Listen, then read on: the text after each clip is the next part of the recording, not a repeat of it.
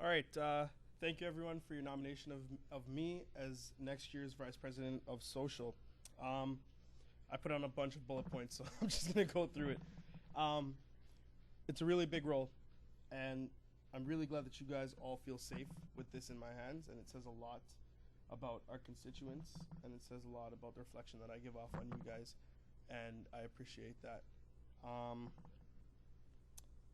You know, as these Montreal trips and Niagara trips happen, Montreal, we were supposed to carry 112 people, and 112 people's lives on a bus going up to another province is really, really big.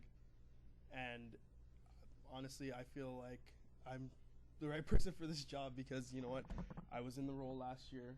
I've seen what's happened, and I know what it takes to let you guys have an amazing time in a hotel, but not just in the hotel, at the club, on the streets, or wherever we are in Montreal. Or, sorry, wherever trips we might be going on next year. And this brings me to the events. So we're going to have many, many new events. My thing is, you know what? People get tired of doing the same thing. Laniel always says it. The definition of insanity is doing the same thing over and over and over, expecting a different outcome or result. So let's go crazy doing some other new stuff. But we're not getting rid of your old favorites. Or personally, I don't feel as though we need to get rid of Montreal because we all have fun in Montreal. Am I right? Yeah, we all love it. All right, Nahom's giving me the nod, so that looks good.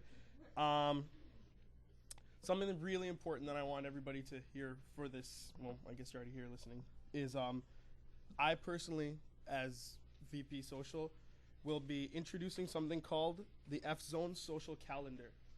So, oh my God. All right. So, sorry, like I said, I'll be introducing something called the F-Zone Social Calendar. So, what that is a calendar that's going to be online and interactive. So, if there's an event, you're not going to hear about it 2 weeks before the event.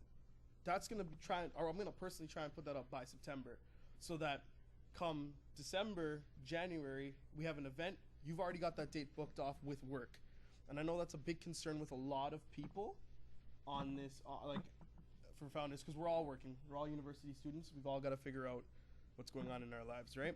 So that calendar, like I said, will be interactive. There will be other ways of getting in contact, but like I said, that's a really big thing for me. Also, you guys already know the email, fcscsocial at gmail.com, and please feel free to email at any time questions, comments, concerns that you have about social committee. Things need to be open. We all need to be able to say, you know what, I'm not feeling that event or something that happened this year, it's not fantastic. I need to know, right? Because how are we going to change it as a committee, as council, and as a college? I'm sorry, I'm taking a lot of time. The next thing is, another important point is business, and work has to get done. And that goes for both candidates running for the representative of social and cultural affairs, as well as the upcoming first-year representative. My job is to lead the social committee and not be friends within my office hours and within the times that things need to get done. Work is work, and if these trips don't get in on time, like Emiliano said, you don't get Montreal, or we don't get Blue Mountain and things like that. So I need you guys to really understand that both of these people are my friends, but it's a job, right?